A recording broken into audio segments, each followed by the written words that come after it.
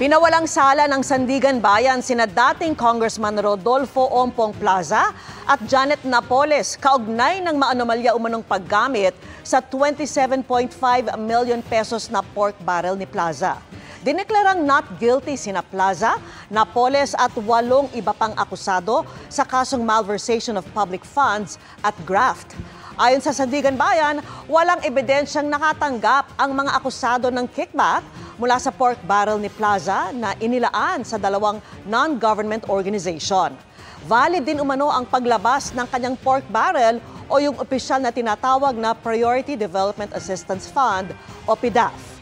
Hiwalay pa ito sa ibang kasong hinarap ni Napoles, kaugnay rin ng mga pork barrel ng iba pang mambabatas.